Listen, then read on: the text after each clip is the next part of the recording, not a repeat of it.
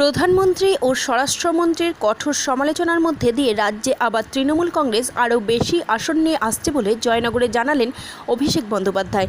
মুখ্যমন্ত্রী মমতা বন্দ্যোপাধ্যায়কে কেন্দ্রীয় স্বরাষ্ট্রমন্ত্রী অমিত শাহের এই দিদি বলে সম্বোধন করার তীব্র সমালোচনা করলেন তৃণমূলের সর্বভারতীয় সাধারণ সম্পাদক সাংসদ অভিষেক বন্দ্যোপাধ্যায়। বুধবার দুপুরে দক্ষিণ চব্বিশ পরগনার জয়নগর বিধানসভার বকুলতলা থানার গড়দেওয়ানি পঞ্চায়েতের মোল্লার চকের ভিড়ে ঠাসা সভা থেকে অভিষেক বলেন, স্বরাষ্ট্রমন্ত্রী রাজ্যের মহিলা মুখ্যমন্ত্রীকে বলছে, এই দিদি শুনছেন, নারীদের প্রতি এই সম্মান। রাজ্যের একজন নির্বাচিত মুখ্যমন্ত্রী তার থেকে বয়সে কম করে 10 বছরের বড়।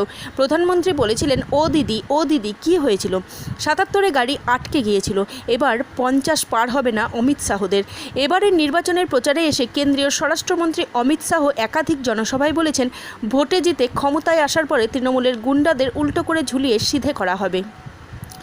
এদিনের মঞ্চ থেকে শাহের সেই বক্তব্যের সমালোচনা করলেন অভিষেক বলেন, কে কাকে উল্টো করে টাঙায় বাংলার মানুষ দেখিয়ে দেবে 4 তারিখ। আমি বলছি, আপনি 4 তারিখ কলকাতায় থাকুন, দেখা হবে। এবার দক্ষিণ চব্বিশ পরগনায় 31-0 করতে চলেছে তৃণমূল কংগ্রেস। রাজ্যে পালাবদলের পর থেকেই দক্ষিণ চব্বিশ পরগনা তৃণমূল কংগ্রেসের শক্ত ঘাঁটি। গত বিধানসভা নির্বাচনেও এই জেলার ভাঙড় আসন বাদ দিয়ে বাকি সব আসনেই জিতেছিলেন তৃণমূল প্রার্থীরা।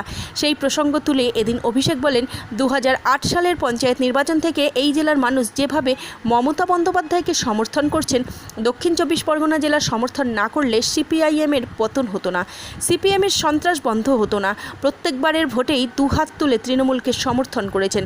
গত লোকসভা নির্বাচনের নিরিখে জয়নগর কেন্দ্রে 44,000 ব্যবধানে এগিয়েছিলেন তৃণমূল প্রার্থী।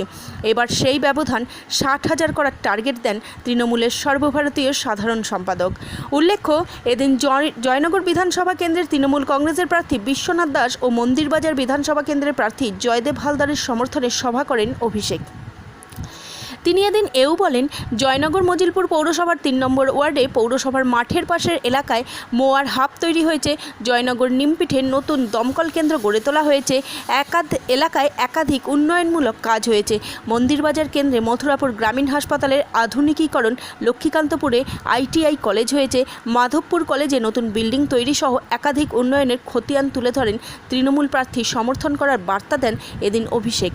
এদিন তিনি জয়নগরের প্রার্থীকে 60,000 ও মন্দিরবাজারের প্রার্থীকে 40,000 ভোটের ব্যবধানে জয়ী করার টার্গেট বেঁধে দেন। তিনি বলেন, দক্ষিণ চব্বিশ পরগনা থেকে তৃণমূল কংগ্রেস প্রথম ক্ষমতায় আসা, আমিও এই জেলার সাংসদ, তাই আরও বেশি করে জয়নগর ও মন্দিরবাজারের প্রার্থীদের জয়ী করুন, আমি উন্নয়নের কাজ আরও বেশি করে দেব। এবারে ডায়মন্ড হারবার মডেলে দুয়ারে স্বাস্থ্য চালু করা হবে, তাই এসআইআর যে যোগ্য জবাব দিন ইভিএমে। উন্নয়নের পাশে থাকুন, বিজেপির ভাওতায় যোগ্য